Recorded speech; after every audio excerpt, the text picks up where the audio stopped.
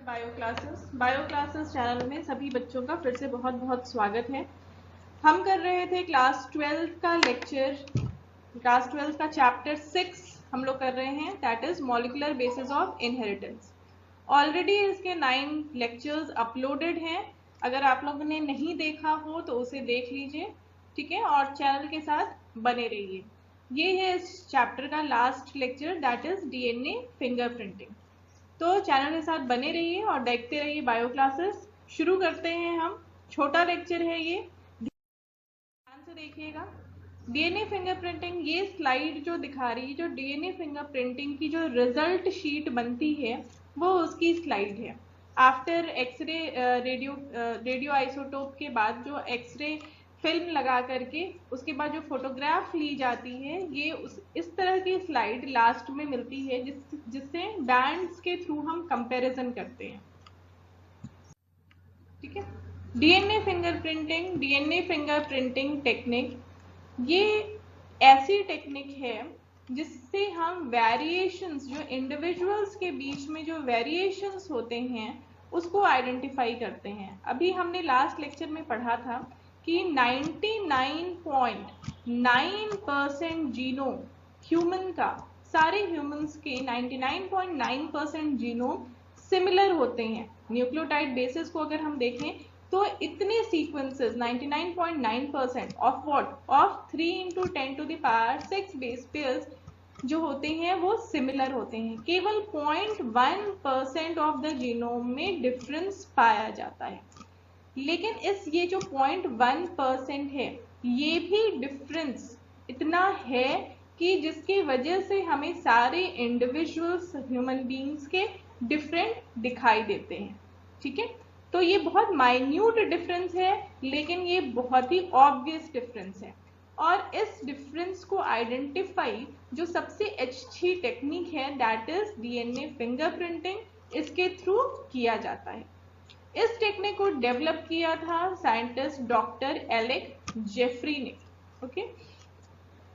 ये प्रिंसिपल क्या है इसके पीछे, इस टेक्निक के पीछे का प्रिंसिपल है polymorphism in DNA sequence. DNA के जो सीक्वेंसेस हैं, हमने सैटेलाइट सीक्वेंसेस की भी बात की थी लास्ट लेक्चर्स में। सैटेलाइट सीक्वेंसेस वो सीक्वेंसेस होते हैं जो उसमें रिपीटेड सीक्वेंसेस पाए जाते हैं। रिपीटेड सीक्वेंस मींस जैसे कि बेसिस हैं AGTC, अगर इस तरह के बेसिस हैं, इसके 100 to 1000 बेसिस, 100 to 1000 टाइम्स, अगर ये जैसे 4 मर, इसको हम 4 मर कहेंगे क्योंकि 4 बेसिस हैं तो 4 मर इसे कहेंगे, 6 मर, 8 मर, तो जितने बेसिस हों उसके आगे MER मर इसको लगाते हैं, ठीक है। तो जैसे ये 4 मर है या टेट्रामर इसको कह सकते हैं। इन बेसिस के 100 to 1000 रिपीटेड सीक्वेंसेस पाए जाते हैं, जिनको हम सैटेलाइट डीएनए कहते हैं।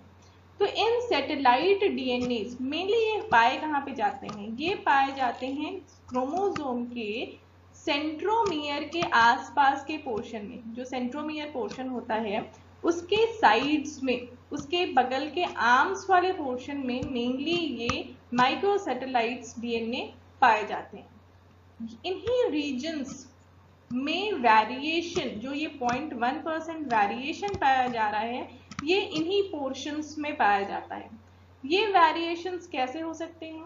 ये वेरिएशंस हो सकते हैं कि या तो पेयर, बेस पेयर में चेंज हो, बेस वहां पे किसी ह्यूमन बीइंग में दूसरा है और दूसरे इंडिविजुअल में दूसरा है, कहीं पर डिलीशन है, कोई एक बेस वहां पर नहीं है, या फिर कोई इंसर्शन हो, यहाँ पे कोई और बेस आ जाए, या फिर रिपीटेड नंबर ऑफ सीक्वेंसेस, किसी में 100 है तो किसी में 50 है, the number could also be vary.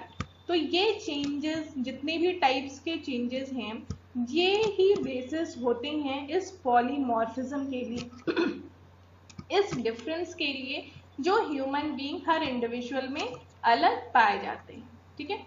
इन्हीं डिफरेंसेस को हम जो है वो पॉलीमॉर्फिज्म कहते हैं।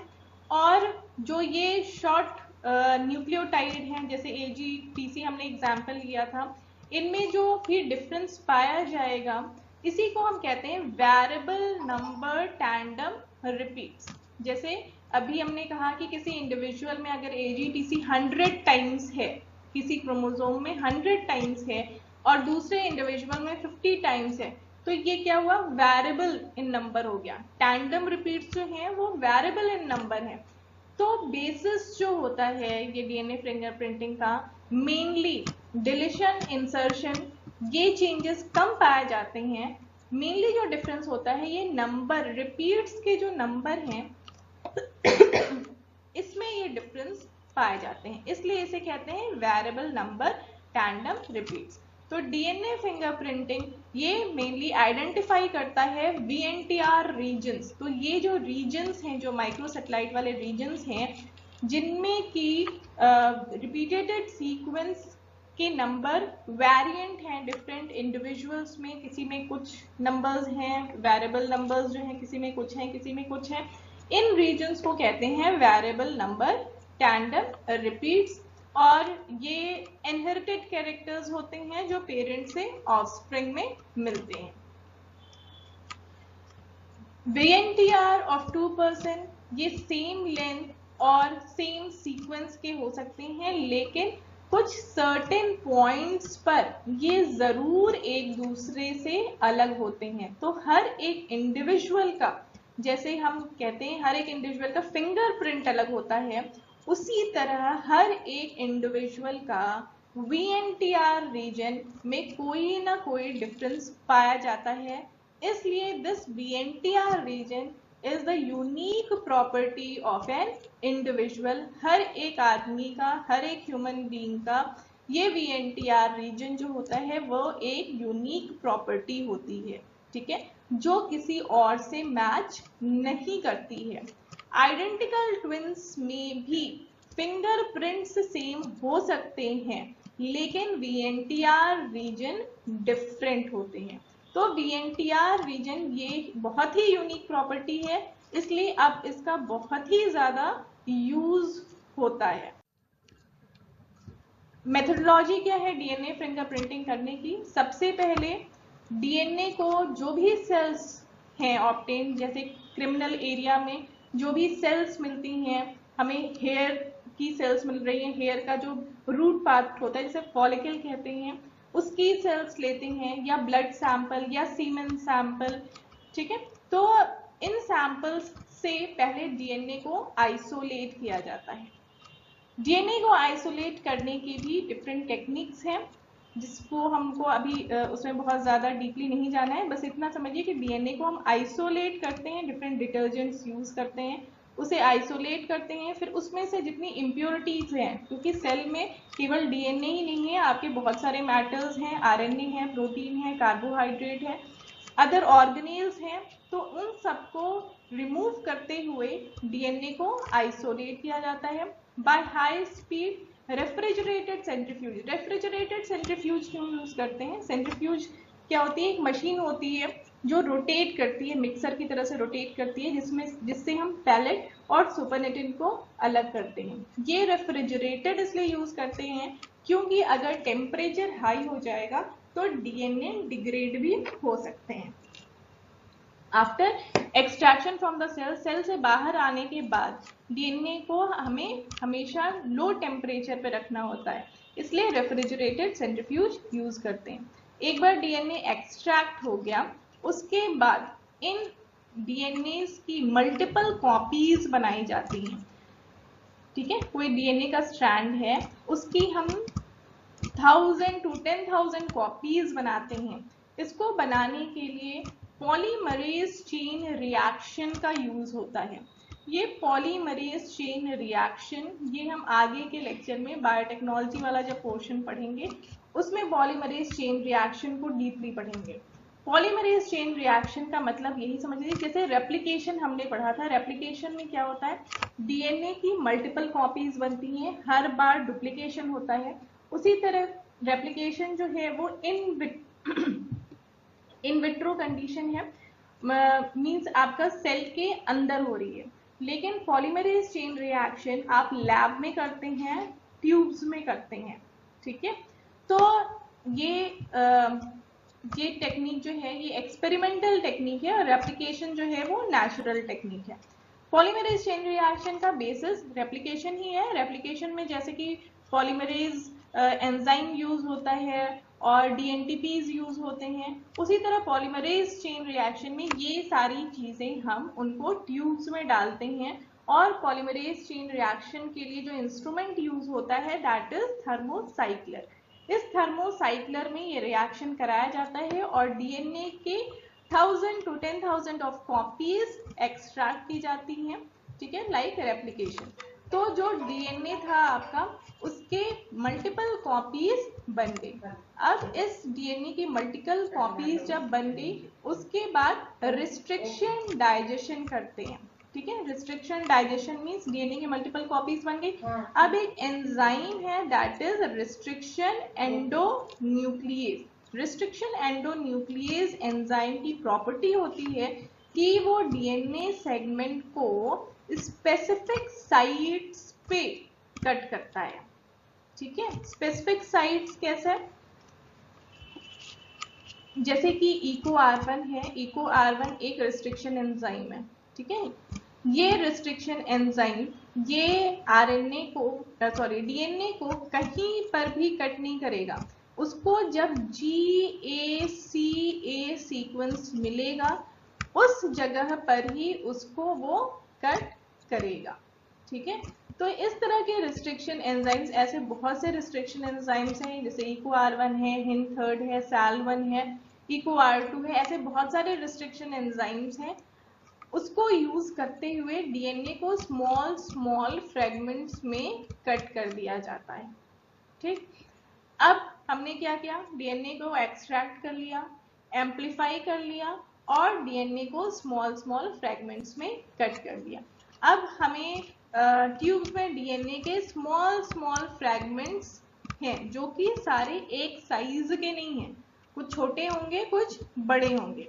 अब इन डीएनए सैंपल्स, जो रिस्ट्रिक्टेड डीएनए सैंपल्स हैं, इसको सेपरेट करते हैं। इसको सेपरेट करने के लिए जेल इलेक्ट्रोफोरेसिस किया जाता है। जेल इलेक्ट्रोफोरेसिस करने के लिए क्या करते हैं, एक जेल कास्ट करते हैं, जैसे कि जेली बच्चे खाते हैं जैसे जेली होती है, उसी तरह की जेली सब्सटेंस होता है एग्रोज, ठीक है। अगार आपने पढ़ा है जो कि ऑब्टेन किया जाता है रेड एल्गी से, उसका प्यूरिफाइड फॉर्म होता है एग्रोज। इस एग्रोज को वाटर में डिसॉल्व करते हैं, वाटर में डिसॉल्व करके उसको हीट किया जाता है। जब हीट किया जाता है तो वो उसमें मेल्ट हो जाता है और जब टेम्परेचर डाउन होता है तो वो जेली लाइक स्ट्रक्चर बनाता है। इस एग्रोज जेल में इस तरह से स्क्वायर या रेक्टेंगुलर एग्रोज जेल कास्ट किए जाते हैं। इसमें वेल्स फॉर्म किए जाते हैं, ठीक है। इस तरह से वेल्स फॉर्म कर देते हैं, कॉम्ब लगा के वेल्स को फॉर्म किया जाता है। फिर इसमें जो रिस्ट्रिक्टेड डीएनए के सैंपल्स हैं उसको इसके अंदर डाल देते हैं, ठीक है। अब इस जेल को एक बड़े से टब में डालते हैं। इस टब में एक साइड में कैथोड होता है और दूसरे साइड में एनोड इलेक्ट्रोड लगा रहता है। अब जब इसमें करंट पास करेंगे और इस टब में बफर सॉल्यूशन होगा, लिक्विड सॉल्यूशन होगा जिससे इलेक्ट्रिसिटी पास हो सके। यहां से जब करंट पास होगा, डीएनए आपको पता है डीएनए नेगेटिवली इंचार्ज्ड होता है। डीएनए पर ओवरऑल चार्ज क्या होता है, नेगेटिव होता है। तो ये जब हम करंट पास करेंगे तो ये पॉजिटिव इलेक्ट्रोड की तरफ मूव करेगा, इसलिए यहाँ पे एनोड को दूसरी तरफ फेस करते हुए रखते हैं और कैथोड को इसके पीछे रखते हैं। जब इलेक्ट्रोलाइट्स लगा देते हैं, करंट पास करते हैं, तो ये जो फ्रैगमेंट्स हैं ये आगे बढ़ेंगे towards positive electrode. Towards positive electrode जब ये पास करेंगे तो जो हल्के होंगे, जो हल्के फ्रैगमेंट्स होंगे, हल्के फ्रैगमेंट्स कौन से होंगे, जो शॉर्ट इन साइज होंगे वो हल्के होंगे। जो शॉर्ट साइज के फ्रैगमेंट्स होंगे वो वेल के पास ही वो ज्यादा मूव करेंगे, आगे बढ़ जाएंगे। और जो बड़े फ्रैगमेंट्स होंगे वो हैवियर होंगे तो वो वेल के पास ही रह जाएंगे, ठीक है। तो on the basis of their molecular weight these DNA fragments they separate themselves among the gel. ये जेल में अपने आप को अरेंज कर लेते हैं इस तरीके से, ठीक है। ये जेल है, इसमें DNA फ्रैगमेंट्स इस तरह से अरेंज हो जाते हैं। तो जो सबसे दूर है, वेल से जो सबसे दूर है वो सबसे छोटा है, और वेल के जो सबसे करीब है वो सबसे बड़ा फ्रैगमेंट है, क्योंकि उसका वेट ज्यादा है। अब इसे देखने के लिए, क्योंकि ये डीएनए आपको ऐसे बाय नॉर्मल नेकेड आईज दिखाई नहीं देगा, इसलिए इस जेल में हम फ्लोरोसेंट डाई डालते हैं। फ्लोरोसेंट डाई यूज किया जाता है, इथीडियम ब्रोमाइड, ETBR, शॉर्ट में ETBR लिखते हैं, दैट इज इथीडियम ब्रोमाइड। ये ऑरेंज कलर का डाई होता है, और ये ऐसे नहीं दिखाई देगा जब तक कि आप इस पे अल्ट्रावायलेट रेडिएशन जब तक आप इस पे नहीं डालेंगे। अल्ट्रावायलेट रेडिएशन मीन्स 400 नैनोमीटर से कम वेवलेंथ की रेडिएशन जब आप इस पे डालेंगे, तब आपको इस जेल में ये बैंड्स दिखाई देंगे, क्योंकि ये इथीडियम ब्रोमाइड किसको डाई कर रहा है? ये इथीडियम ब्रोमाइड डीएनए को डाई करता है, ठीक है। तो डीएनए जहां पर होगा वहां पर ये आपको विजुअलाइज होगा, वहां पर ये बैंड्स दिखाई देंगे। अब इसके बाद क्या करते हैं, ये हो गया सेपरेशन हो गया on the basis of their molecular weight. Next southern blotting. Southern blotting, अब ये जेल है, जेल के में डीएनएज है, इस जेल के ऊपर एक पेपर की तरह मेम्ब्रेन जो होती है, नाइट्रोसेलुलोज मेम्ब्रेन या फिर नाइलॉन मेम्ब्रेन, ठीक है। साउदर्न ब्लॉटिंग में क्या करेंगे हम, साउदर्न ब्लॉटिंग में अब इस जेल के ऊपर नाइलॉन मेम्ब्रेन या फिर नाइट्रोसेलुलोज मेम्ब्रेन इसके ऊपर डाल देते हैं। After separation of DNA fragments इस नाइट्रोसेलुलोज मेम्ब्रेन को या नाइलॉन मेम्ब्रेन को इसके ऊपर रख देते हैं। जब इसके ऊपर रखते हैं तो कैपिलरी एक्शन के थ्रू वो फ्रैगमेंट्स अब नाइलॉन मेम्ब्रेन पर आ जाएंगे, बिल्कुल उसी पोजीशन पे। तो जो पैटर्न जेल पे था वही पैटर्न, वही बैंड्स का पैटर्न नाइट्रोसेलुलोज मेम्ब्रेन या नाइलॉन मेम्ब्रेन पर मिल जाता है। जनरली जब हम डीएनए यूज करते हैं, ठीक है, डीएनए की जब हम डीएनए को जब सेपरेट करते हैं जेल्स में तो नाइट्रोसेलुलोज मेम्ब्रेन यूज करते हैं, और जब आरएनए को करते हैं तो उस टाइम नाइलॉन मेम्ब्रेन यूज करते हैं, ठीक है। अब इस नाइट्रोसेलुलोज मेम्ब्रेन या नाइलॉन मेम्ब्रेन को, ये जो जिसमें कि डीएनए के आपके फ्रैगमेंट्स हैं जो सेपरेटेड हैं, ये इसको इमर्ज किया जाता है रेडियो एक्टिव प्रोब पे। रेडियो एक्टिव प्रोब क्या होता है? ये प्रोब जो होते हैं ये डीएनए के सीक्वेंसेस हैं, स्मॉल ओलिगोन्यूक्लियोटाइड्स हैं, ठीक है, सिंगल स्ट्रैंडेड स्मॉल न्यूक्लियोटाइड्स होंगे जो जिसके अगेंस्ट कॉम्प्लीमेंट्री सीक्वेंस इस पे प्रेजेंट होगा, कहीं ना कहीं पे प्रेजेंट होगा। तो जहां पर इस प्रोब के अगेंस्ट कॉम्प्लीमेंट्री सीक्वेंस प्रेजेंट होगा वहां पर ये प्रोब बाइंड करेगा, और जहां पर इसके अगेंस्ट कॉम्प्लीमेंट्री सीक्वेंस प्रेजेंट नहीं होंगे वहां पे प्रोब बाइंड नहीं करेगा, ठीक है। कॉम्प्लीमेंट्री मतलब समझ में आ रहा होगा, जो एक स्ट्रैंड होती है डीएनए की उसकी ऑपोजिट, मतलब ए जो है वो बाइंड करता है टी से, जी जो होता है वो बाइंड करता है सी से। तो इस तरह से उसके कॉम्प्लीमेंट्री सीक्वेंसेस, अगर जो प्रोब आपने डिजाइंड है, अगर यहाँ पे मान लीजिए ए जी सी सी टी इस तरह का प्रोब है, जनरली प्रोब जो यूज किए जाते हैं 10 to 18 ओलिगोन्यूक्लियोटाइड के प्रोब्स होते हैं, इनको यूज किया जाता है। बहुत ज्यादा स्पेसिफिक बनाने के लिए प्रोब्स की लेंथ 25 तक कर दी जाती है। स्पेसिफिक मतलब कि जब आपके छोटे प्रोब्स हैं तो वो बहुत जगह बाइंड करेंगे, क्योंकि वो रीजन्स उसको कई जगह मिल जाएंगे। लेकिन जब आप बड़ा प्रोब डिजाइन करेंगे तो वो स्पेसिफिकली बहुत कम जगह वो उसको कॉम्प्लीमेंट्री स्ट्रैंड्स मिलेंगे और वो स्पेसिफिकली बाइंड करेंगे। तो स्पेसिफिक बैंड्स पाने के लिए हम प्रोब्स को लॉन्ग बनाते हैं, लेकिन बहुत ज़्यादा लॉन्ग नहीं बनाया जा सकता है, क्योंकि ये आपस में, जैसे सिंगल स्ट्रैंडेड है तो ये आपस में भी बाइंड करके ये एक हेयर पिन टाइप का स्ट्रक्चर बना लेगा। जहाँ पे भी उसको कॉम्प्लीमेंट्री बेसिस मिल गया वो हेयर पिन टाइप का स्ट्रक्चर बना लेगा। इसलिए प्रोब्स की लेंथ जो है वो 10 से मैक्सिमम 25 तक ही बनाई जाती है। जिस रीजन्स में इन प्रोब्स को कॉम्प्लीमेंट्री सीक्वेंसेस मिलेंगे वहां पर ये बाइंड कर लेगा।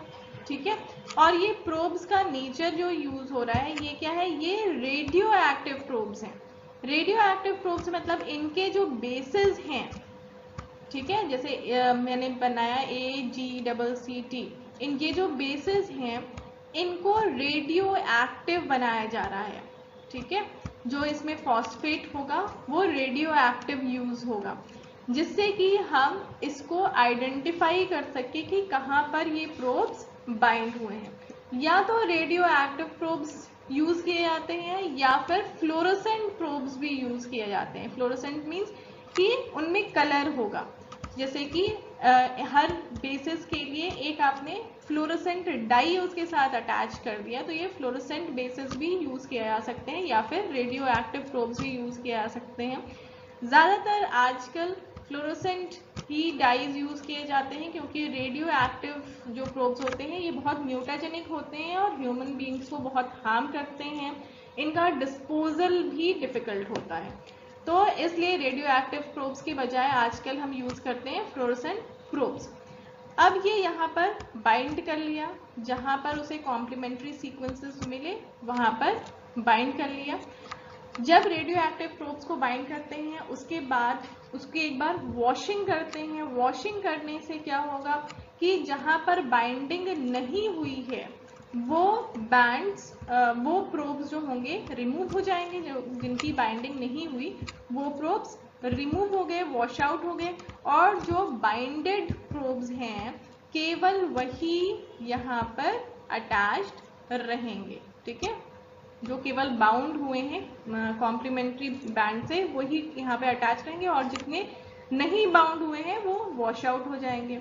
अब इसके बाद क्योंकि आपने रेडियो एक्टिव प्रोब यूज किया है तो ऑटो रेडियोग्राफी करनी पड़ेगी। अगर फ्लोरोसेंट डाई यूज किया होता तो ऑटो रेडियोग्राफी नहीं करनी पड़ती है, वो ऐसे ही विजिबल होते हैं। ऑटो रेडियोग्राफी में क्या करते हैं कि नाइलॉन मेम्ब्रेन के ऊपर एक एक्सरे फिल्म को प्रेस किया जाता है और एक्सरेज डाली जाती हैं। ठीक है, एक्सरे फिल्म को प्रेस करके उसके ऊपर एक्सरेज डाली जाती हैं। तो जैसे कि बोन का जब हम एक्सरे लेते हैं तो हमें जहाँ पे बोन्स होती हैं वहाँ पे वाइट दिखाई देता है, और जहाँ पे मसल्स होते हैं, जहाँ पे बोन्स नहीं होती हैं वहाँ पर ब्लैक रीजन दिखाई देता है। तो इसी तरह का कुछ पैटर्न हमें इस ऑडियो रेडियोग्राफी, ऑटो रेडियोग्राफी के थ्रू भी मिलता है कि जहाँ पर प्रोब्स होते हैं वहाँ पर डार्क बैंड्स दिखाई देते हैं। ठीक है, जहाँ पे प्रोब्स बाइंड किए हैं, क्योंकि जो बाकी के प्रोब्स हैं वो तो वॉश आउट हो गए, जहाँ पे प्रोब्स बाइंड किए हैं वहाँ पे डार्क बैंड्स दिखाई देंगे और बाकी प्लेन दिखाई देगा। तो इन बार कोड, जैसे शुरू में मैंने आपको जो फोटो दिखाई थी, वो जो बार कोड्स हैं वो रेडियो एक्टिव वाले नहीं थे, वो फ्लोरोसेंट वाले कलरफुल थे, वो फ्लोरोसेंट बार कोड्स थे। तो उसमें फ्लोरोसेंट प्रोब यूज किया गया था। रेडियो एक्टिव में बस आपको ब्लैक एंड व्हाइट में बैंड्स दिखाई देंगे। ठीक है, तो उसके बेसिस पे हम आइडेंटिफाई करते हैं कि ये जो विक्टिम है और जो सस्पेक्ट है दोनों का जो मैच डीएनए फिंगरप्रिंट जो है वो मैच कर रहा है कि नहीं कर रहा है। जैसे कि एक एग्जाम्पल लेते हैं कि कहीं पर क्राइम हुआ और आपको ब्लड सैंपल वहां पे मिला या सीमेन सैंपल मिला, उसका डीएनए फिंगरप्रिंटिंग किया, उसके बैंड्स कुछ इस तरह के मिले। ठीक है, ये जो सैंपल आपको क्राइम की पोजीशन पे मिला है उसके बैंड्स इस तरह के मिले। दूसरा, अब जो भी सस्पेक्ट है, मान लीजिए आपके पास 3 सस्पेक्ट्स हैं, सस्पेक्ट ए, सस्पेक्ट बी और सस्पेक्ट सी।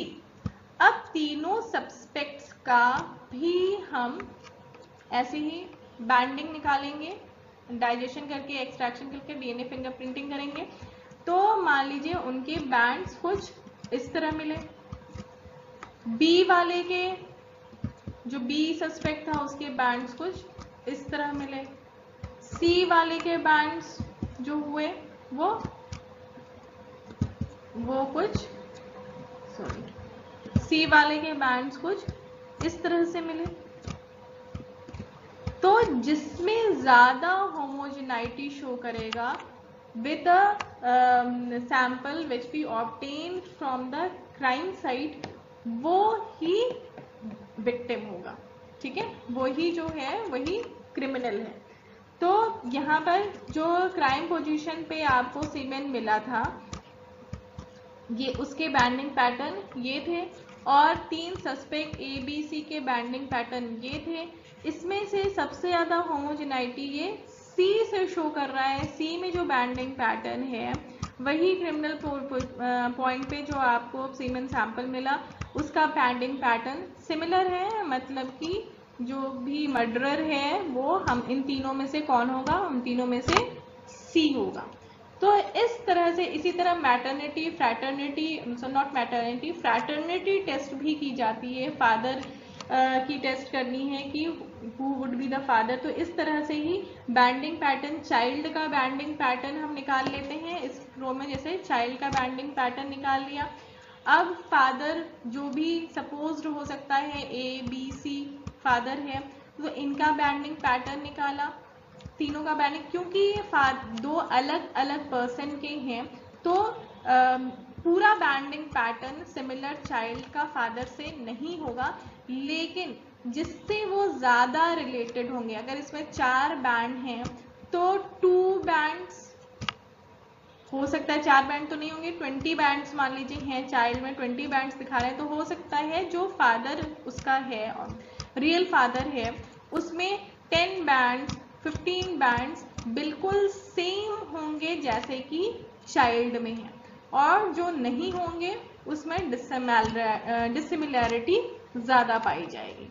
तो इस बेसिस पे फ्रैटर्निटी टेस्ट भी की जाती है, इवोल्यूशन स्टडी भी किया जाता है। तो इस टेक्निक का बहुत ज्यादा यूज है। डायग्रामेटिक रिप्रेजेंटेशन है डीएनए फिंगरप्रिंटिंग टेक्नोलॉजी की। सबसे पहला क्या है कि ब्लड सैंपल आपने लिया, उसके बाद डीएनए को एक्सट्रैक्ट किया ब्लड सेल से, डीएनए को कट कर दिया गया रिस्ट्रिक्शन एंजाइम से स्मॉल स्मॉल पीसेस में, उसके बाद जेल इलेक्ट्रोफोरेसिस की गई, डिफरेंट बैंड्स मिले आपको। अब इसके ऊपर नाइलॉन मेम्ब्रेन या नाइट्रोसेलुलोज मेम्ब्रेन रखी गई, ये है नाइलॉन मेम्ब्रेन या नाइट्रोसेलुलोज मेम्ब्रेन है ये।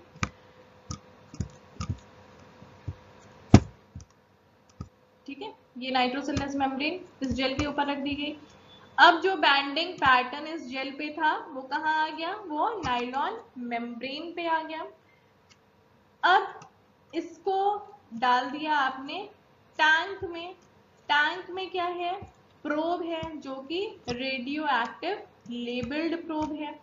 प्रोब बाइंड करेगा जहां जहां पर उसके कॉम्प्लीमेंट्री डीएनए सीक्वेंसेस होंगे, वहां वहां पर वो बाइंड कर लेगा। अब इस नाइलॉन मेम्ब्रेन को आपने बाहर निकाला, फिर एक्सरे फिल्म इसके ऊपर लगाई, एक्सरे फिल्म लगाकर फिर एक्सरे रेडियोग्राफी की। एक्सरे रेडियोग्राफी के बाद अल्टीमेट रिजल्ट बैंडिंग पैटर्न का आपको एक्सरे शीट पे इस तरह से मिलेगा। ठीक है, तो ये स्टेप्स हैं डीएनए फिंगरप्रिंटिंग के। एप्लीकेशन क्या है डीएनए फिंगरप्रिंटिंग का? एप्लीकेशन है to identify criminals and rapist, parental जो मैंने बताया फ्रैटर्निटी टेस्ट के लिए, पेरेंटल डिस्प्यूट के लिए, डेड बॉडीज, सोल्जर की डेड बॉडीज को आइडेंटिफाई करने के लिए ड्यूरिंग वॉर्स, या फिर एक्सीडेंट्स और बॉम्ब ब्लास्ट में डेड बॉडीज को आइडेंटिफाई करना, बायोलॉजिकल इवोल्यूशन स्टडी के लिए, इनहेरिटेबल डिसऑर्डर्स जो हैं इनकी स्टडी करने के लिए, ट्रांसप्लांटेशन के पहले डोनर की सेल और रिसिपिएंट की सेल को, डोनर सेल और रिसिपिएंट सेल को मैच कराने के लिए कि वो एक्सेप्टेबल होगा कि नहीं होगा, कि उसमें डीएनए पैटर्न में कितना ज़्यादा डिफरेंस है, उसको चेक करने के लिए भी डीएनए फिंगरप्रिंटिंग की जाती है। ठीक है, तो यही हमें पढ़ना था डीएनए फिंगरप्रिंटिंग में। अगर नहीं समझ में आया हो किसी पॉइंट पे तो कमेंट बॉक्स में लिखिए। और यहाँ पे आपका चैप्टर ही कंप्लीट होता है, मॉलिक्यूलर बेसिस ऑफ इनहेरिटेंस। इसके ज़्यादा से ज़्यादा क्वेश्चंस करिए, कुछ क्वेश्चंस मैं भी कोशिश करूंगी कि आपको प्रोवाइड करूं, उसे सॉल्व करिए। कोई भी दिक्कत हो तो ज़रूर पूछिए, चैनल के साथ बने रहिए, वॉच करिए, सब्सक्राइब करिए और ज़्यादा से ज़्यादा लोगों को शेयर करिए। लाइक आप नहीं करते हैं, प्लीज़ लाइक करिए, जिससे हमें मोटिवेशन मिले। Thank you for watching. Good day, bye bye children.